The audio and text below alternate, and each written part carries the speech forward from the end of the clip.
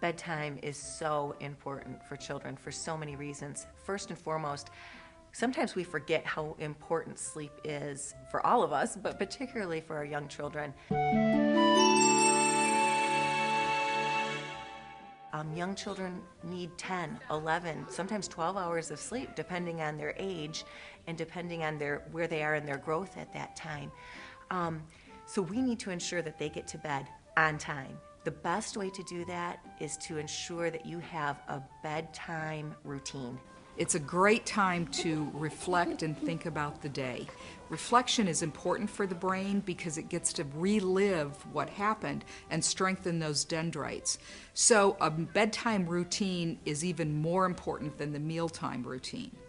A time that children go to bed is critical, and the brain needs more sleep than most of us are getting, and it's even more crucial for small children. And some children don't get that amount. One, because they're playing up late with their Nintendo or Xbox or in the computer, and some parents are not allowing their children to sleep. They're not putting them to bed early. They're allowing them to stay up.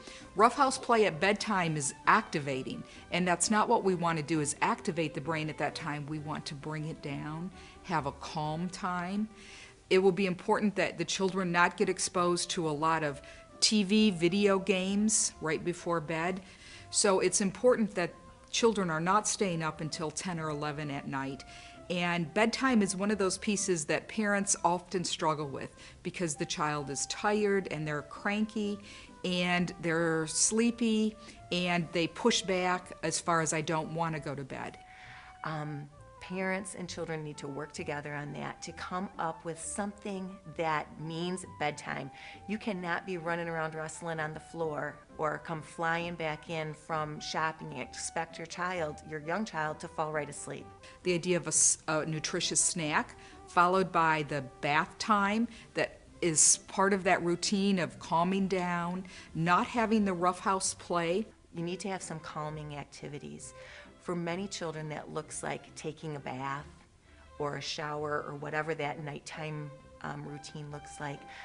It's very calming to have a time in bed with your parent where you're sitting there reading a story. Stories are important because it's a time for the parent and child to interact. It's another teachable moment to do a short story where they get to see the pictures. Often children will want the same story every single night, and that's great because then the child can retell the story. So that's building very strong wiring. My parents would always read to us and give us a back rub, really calm us down, talk to us about our day, and really show us a lot of love during bedtime. So building up that routine that's always the same, that this is how we follow that routine. The brain loves routine. So that's going to help prepare the child for how the evening's going to flow. And when it's time for bed, they get the song, they get the story, they get the tucked in time, and the kisses goodnight. And that needs to happen at a fairly early time for children. 8 to 8:30 is a very good time for children to go to bed. And that routine over and over throughout the evenings is going to help them understand what's going to happen next. And if the child knows what that routine looks like and they know, hey, this is what's coming next.